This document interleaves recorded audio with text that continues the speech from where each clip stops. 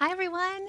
Thank you for joining us. We are so happy that you're watching. And just want you to know, I really, really do mean that because if you weren't watching, then we wouldn't get to be here. And surprise, I love doing this. So, again, thank you for being here today. And so here we are on our third episode. And Tom, tell us who our special guest is today. Our special guest is one of my best friends and somebody I've known. We were discussing since around 1983. When I was working at Kimball, he had worked there previous to me. Came back, and the first job he did was doing some drywall work and construction because that's what we had to do back then. And that's Mr. Landy Estes. Landy? Thank you, TA. It's a privilege to be here. Thank you for this invitation. I've set a lot of back porches with TA in the last 26 plus years, and I'm very honored to be sitting here today. Yeah, thank you for being here with us. Thank you. So one of the reasons we're here today is because we can't celebrate your retirement in live in person in a big party how we would really like to.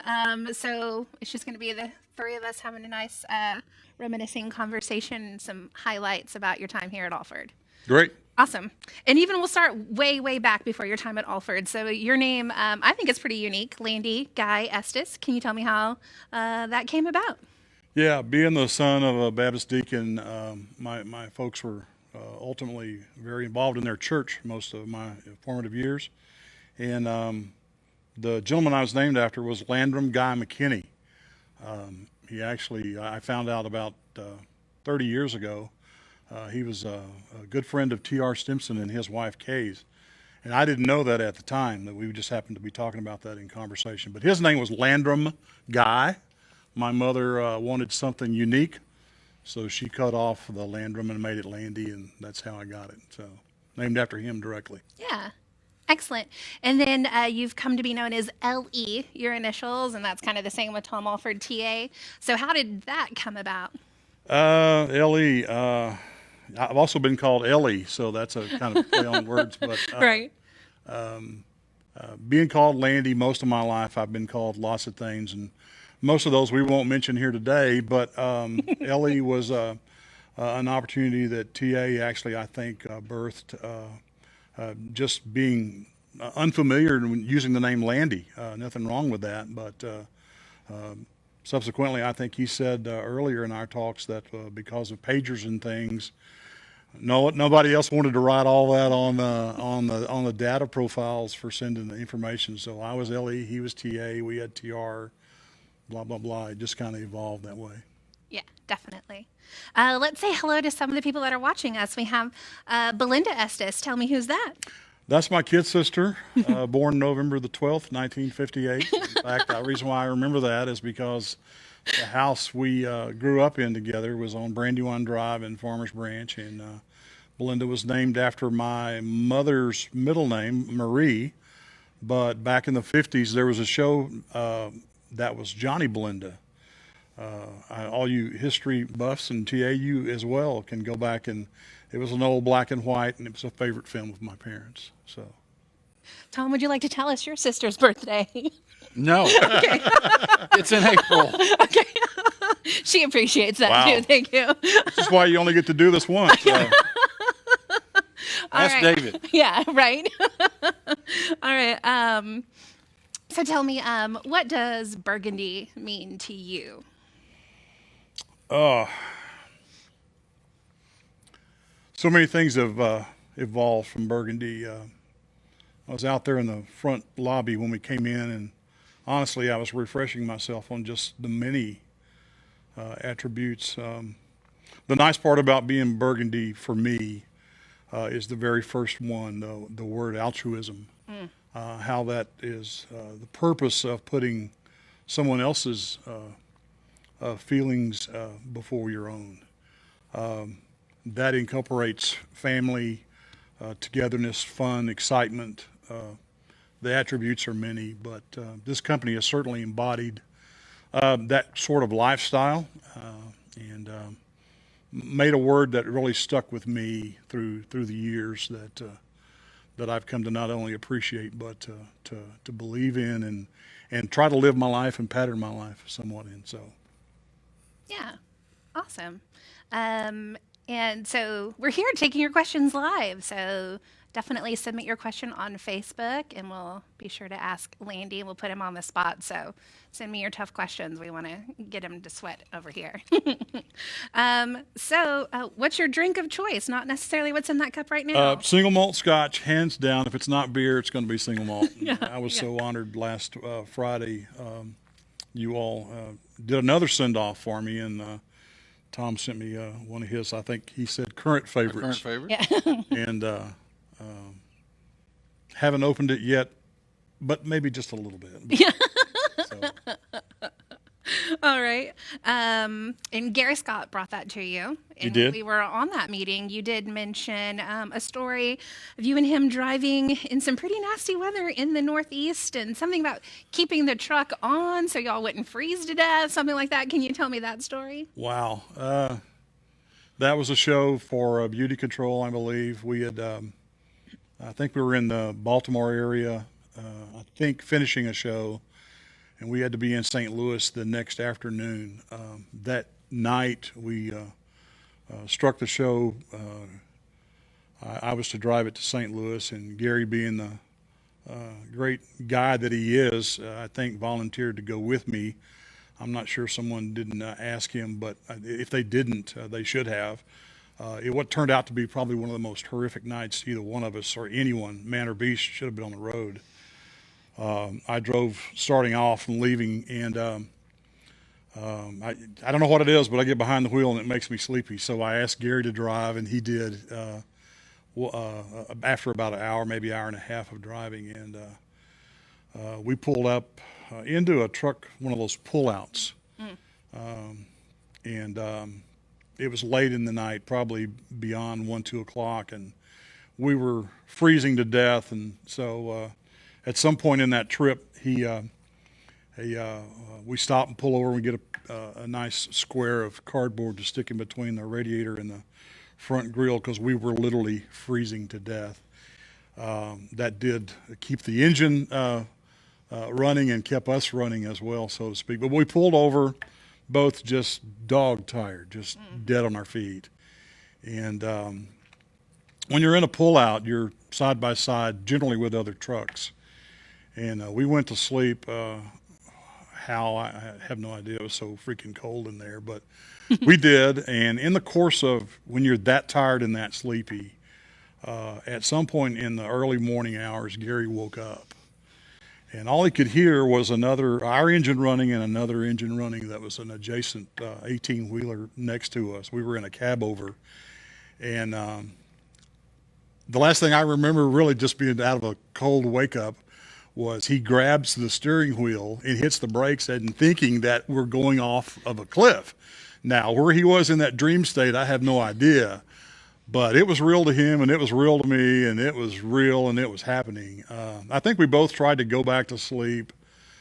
Didn't take long. We were awake. That woke us up, and we made it in, and were able to successfully offload the show on the time that it was scheduled to. But it was just one of those opportunities that you had to been there, and Right. it was a scary moment, but we lived through it. So. Definitely. Well, our conferences seem to come up in every conversation we have. It is a big part of who we are. And our first live question we have is, what is your most memorable retreat memory? Because I think you've been to all of them, right? No, I missed the first one. The very first one, okay. That the guys went fishing on. I did have the privilege to stay and run the office. Tom allowed me to do that. That is a darn good question. Honestly, the last place we went to 2 years ago in 19, which is down close to TA's home, was laid out right. People were great. Facilities were great. I remember my first one because that was a memorable time to be with the guys that actually do the work. I was a very young salesperson at the time and was still scratching my head trying to figure out what I was going to do with this job that I had the opportunity to do. And, seeing the guys, being in a part of them and hearing them and just educating myself to the point where I realized that being an engineer was nothing I had to learn to do. I just had to learn how to communicate. I had to learn how to associate the business with the issues that they had, and that was very helpful as a young guy, as a younger salesman. That Tom was the only salesman literally for the longest, and then allowed me that privilege in getting away, having some fun, which is another Burgundy attribute. Having adult beverage or 10 or 12, which we always do. But it was always something that always came back to the unit. And the unit so inclusively added everybody from front office to warehouse to sales to support, everything. And just being in that synergy with everyone and seeing how that really worked probably is one of the finest things this company still does to this day that people should emulate. Yeah. Agreed. Good point. I'm thinking there's a lot of people out there surprised we were young. Yeah, I had hair Once upon a once, and time. it was dark. So, yeah, Yeah. it's a good time. It's a good time to literally, bring the crossroads of everyone together. And I really enjoyed that.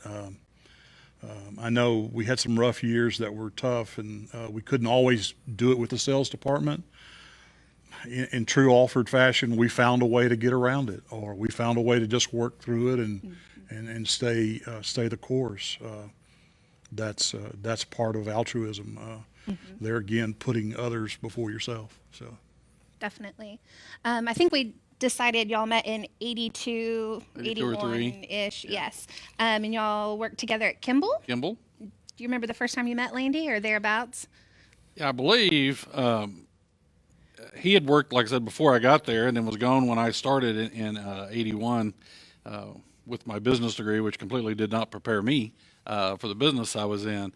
And he knew Grady Kimball through some church and what have you, and we talked, and the only work, like I said, we had at the time, we were redoing our theater. And if I remember correctly, I was actually gone, which was pretty common back then, on a show, and came back, and he was doing drywall work in the office. That's what needed to be done.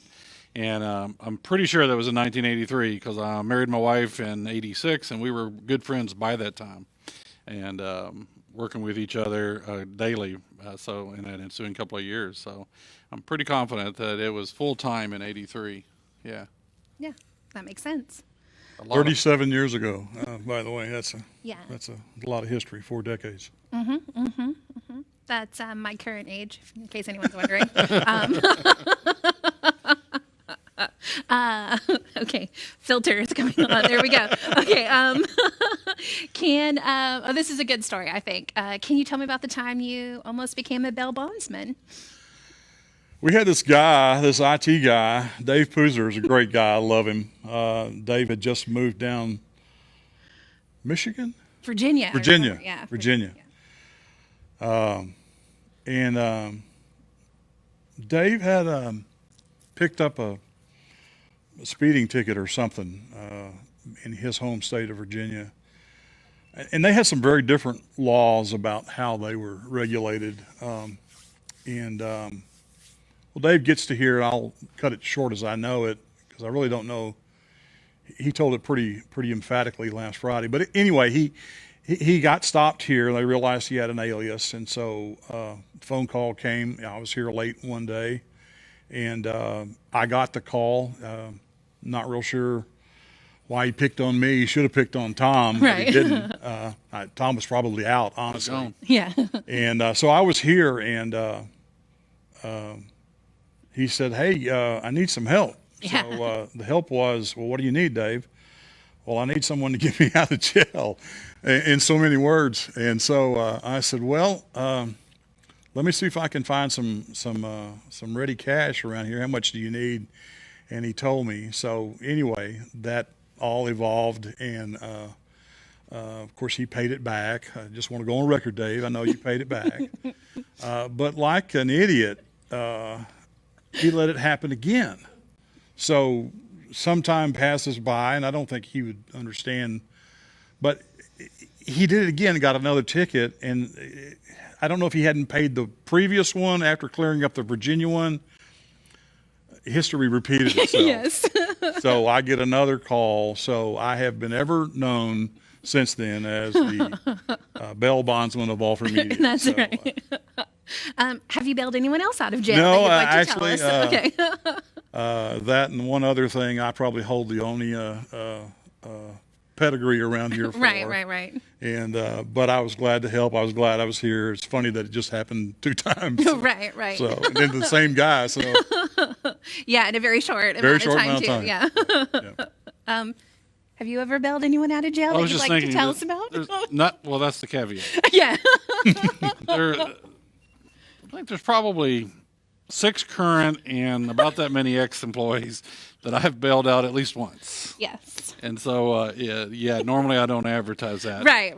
Yeah, let's not say that. When a roadie doesn't show up on a Monday morning, let's just say I wonder where they might be sleeping the night off. And sometimes it's on the government's behalf, and it costs money to get them back on show. So between freelancers and staff, let's just say in 40 years, it's been over a dozen. Yes. But the show has to go on, so that's what always For matters. sure, yeah. I just happened to be out when Poozer needed help Right. twice.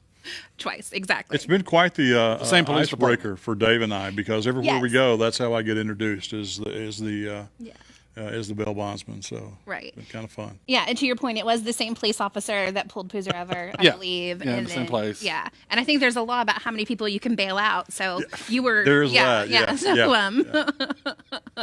the friends. There we go. All right. Tell me, what is the biggest change you've seen in the work culture? You've been around, I think we decided 37 years.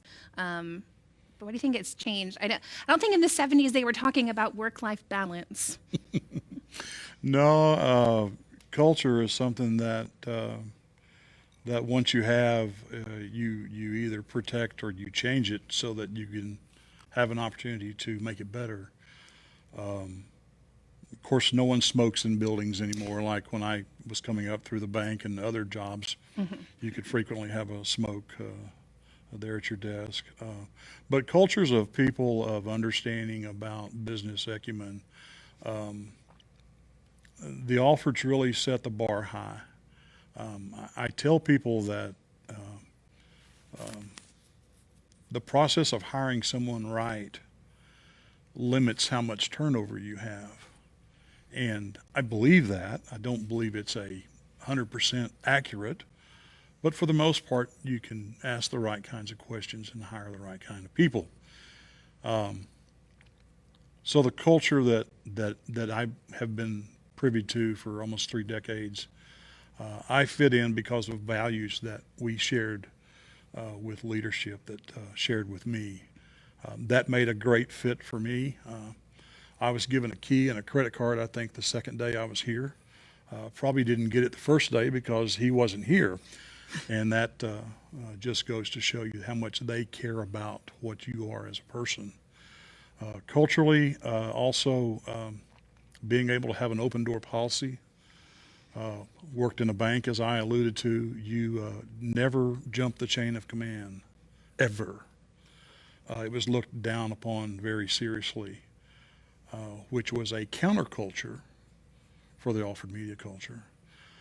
That takes a few folks a while to get used to, but it's also a protective measure that says how much our leadership cares for us. Yeah, for sure. I've definitely felt that too, the empowerment to do what you need to do to get the job done. And you know, TA used to say, he probably still says it, if you make a decision for the client, I may not like it, but you made it for the client.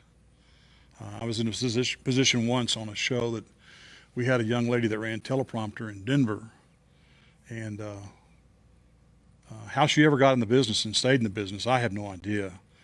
But because she literally couldn't understand why she had to stay and work past 5 o'clock. And Did she used to work went at a on, bank? No, I don't know what she did. Okay. Like I say, I don't know how she ever got in the business, but my client, which is Dave Mustin from Pepsi, one of the guys I've known for a long part of my tenure, was very upset with what I had turned in for the crew for hours. And Oof. she was just upset. I mean, to the point where she was going to have her pound of flesh, if I may quote such a statement. And so I just told Dave, without ever going to TA, I said, look, to me, the right thing to do is I'll eat it. Yeah. Yeah. And so I ate it. And there were a few days there that I didn't really know if I had really, exercised more than I needed to. There again, when you have empowerment and you do something like for the client, as I did, I never got called down for. And Tom didn't like it. I didn't like doing it, but it was a real good opportunity to keep this client and show this client who we were. Yes. Not just who I was, but who we were, Alford Media. And today I'm very grateful for that. I wasn't so grateful the few days that after that happened. And I used to have her letter somewhere in my desk. I don't know if I have it now or not, but it's just one of those things that you just learn by. Right. For sure. For sure. We've got another live question. Blake Taylor wants to know, is it true that your boat trailer only requires 3 wheels? I feel like there's a joke there that I'm totally no, missing. I was telling Blake moments ago, my neighbor and my grandson and I, a couple of weeks ago, had been out fishing and got home, and Gail works from the house because of COVID-19, and we got ready to go store the boat. And so there's a cul-de-sac right around the corner from where we live. And I had just pulled into the cul-de-sac to head back toward the storage facility. And a lady comes driving up the block, honking, kind of have her hands up, kind of, worried. And so I stopped, and she pulled up next to me, and she said, "Sir, do you realize one of your wheels has come off your trailer?" Well, of all things people can stop you in your neighborhood for, that wasn't one of them that I was thinking about. Right. And so goes the life of me. We had just driven in from Louisville Lake, the 3 of us. I was on the freeway. And when I think about what could have happened had that wheel come off then, the good Lord was protecting me yet once again. And I say that very humbly, but the wheel literally, when I stopped and I went back to the truck and I called Gail, I said, "Honey, come here, you got to see this." So I show her where the wheel was. Well, in the pivoting of that turn, getting out of the cul-de-sac, the wheel had landed literally right under the trailer, almost within 10 feet of where it would have been mounted. So we were very fortunate that day. Gotcha. Yeah, speaking of experience, if it comes off on the highway, Yeah. what happens is it passes you Yeah, you usually see it. and normally hits the car in front of you. There's That no happens. telling what kind of carnage that could have caused had that, like I say, Nothing worse than having your own tire pass you. Yeah, that's Yeah. that's good. not a good sign. not a good sign. Fortunately, I didn't have to have that experience, but I'm very grateful that no more damage was done. So Definitely. We've got another live question. cool. Tiffany McCrae, what's the most unexpected thing that you've witnessed in the industry? And she said, exclude 2020. So 2019. So that was going to be an easy question. Yeah, that's like, Well, this very room in September 2001, we were in here for a rental meeting, yep. and we got the call that the towers had been bombed. And I'm literally sitting probably within about 15 feet of where I was that day. You have those moniker kind of days that you never forget. And it was literally in this room where this is being produced that a lot of us got on our knees, either physically or emotionally, and was very worried about the state of our country as we are now. But I don't know if that answered where the question was meant to go, but for me, of course, if you got into the analog versus digital, all that realm, everything now within every department is digital. Costs are less, and we've fought cost. TA's fought cost ever since he opened the door here, but we fought cost in budgets and shows for so long. It's finally gotten to a point where we could really manage some of those costs because of the digital age. And now if we could just get a show where we could go and do, but that'll happen, I'm sure, soon. But that to me is probably an underlying thought as well. I think Mr. Alford has probably something to say. I think it's one too. Yeah, 9/11 was definitely one of those all of us will remember. And it's always on a Tuesday, and I wasn't here, so you get those phone calls. But when you ask that question, what's not the first one I would have thought of, but that's a pretty major Yeah, I think that's for sure. Yeah. Because it was so instantaneous for our industry and for all of us. So we'll kind of talk towards the future. Is there something that you would like to tell the young people of today about starting their careers, life in general? Well, life in general. That's a big umbrella, isn't it? Yeah. Show up at work every day. My father used to say that, and it's probably something written in the Bible that I just don't remember, but an honest day's work, if you work for someone, you owe him that. You don't owe him that you can party on Sunday, not that there's anything wrong with that. But you ought to have your ass at work on Monday. And I'm saying that to every person to my voice that can hear. You get a lot luckier in life the more you show up at work. On my website that a friend helped me develop for my voice work, I have a couple of quips from Dad and one from myself. And one of them that I remembered him saying often was you get luckier the more you're at work. And I think in the big picture of that is that the responsibilities that you carry in life will happen if you're so blessed as I was to be in a culture and a family like this. But I can't think of many days that I hated to come to work. There were some days that I felt sick, and there's probably a few I probably lied about and just called in, told Tom I wasn't going to be here. They didn't make me feel any better by not being there. And I guess as a 64 near man today, that makes more sense today because I can look back at my past and I have no regrets because of that. I like going out on Saturday night, Sunday night just as much as anybody. But Monday's coming, and if you're a responsible human being, show up, do your job, do it with excellence. Don't expect to know it all.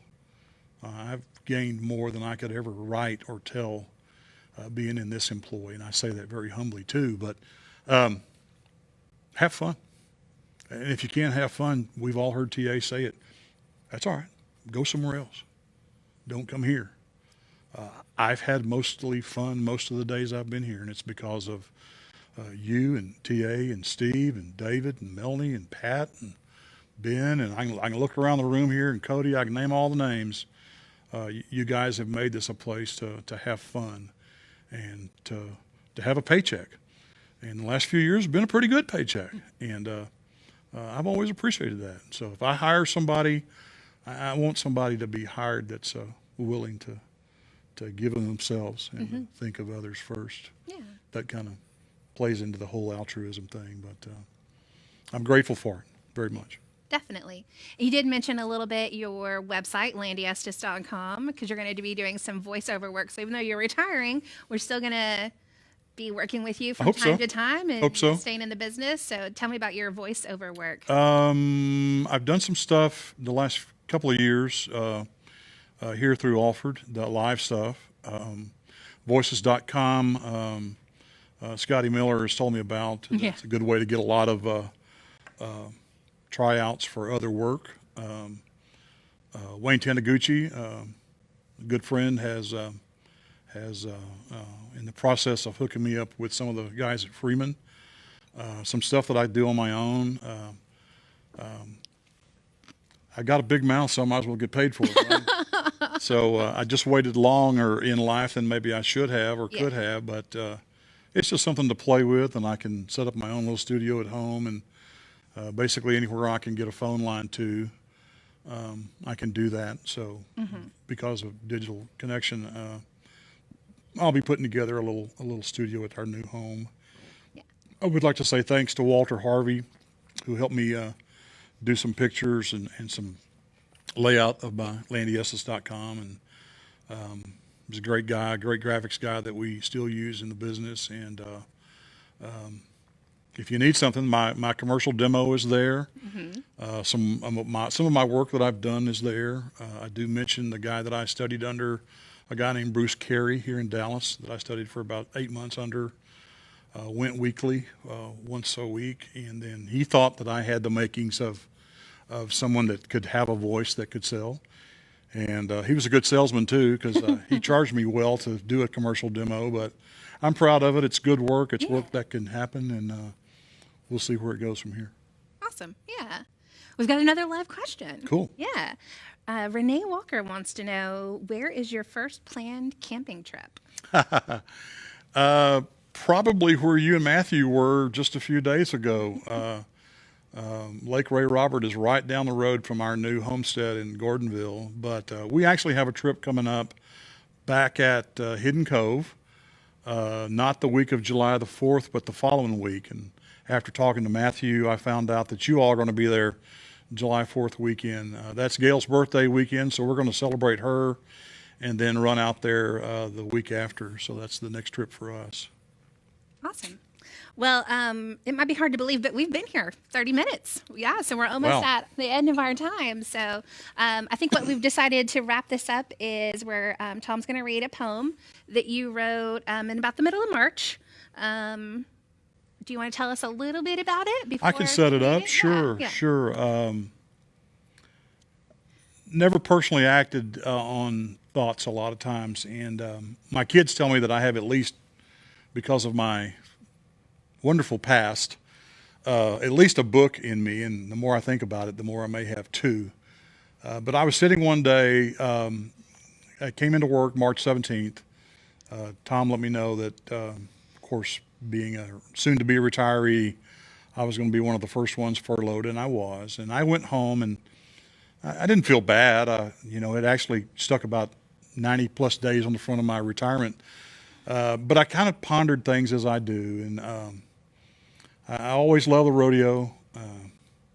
Always love a good ride, whether it's in my four-wheeler, in my truck, or on horseback, that I used to do a long, long, long time ago. But it's been a good ride. Came to me, just some words that I jotted down on some thoughts that I had from Alford Media. And with that, TA, I segue to the read. Well, thank you. Well, before I read it, I just want to tell everybody, one of my great pleasures in this business and life is getting to work with people, like Landy and Rachel here and everybody. It's really one of the main reasons for doing this. I mean, as I always say, you got to be profitable. You got to have a company to give people a place to work, but it's really the part of the job that I've always loved the best. It's the hardest and the easiest at the same time. During times like COVID here, when you have to furlough people and everything, it makes it the hardest because everybody is family. But it also makes it the best because we all stick together and get through whatever we have to do. And being with people like Landy for over half of my adult life means a whole lot. We've been through, we just touched on a few things today, but over the years, we've been pallbearers at each other's families' funerals. We've been through sickness, health, like I said, people dying, and they've always been there for each other. And it's something that it means the world, and it's part of our company culture.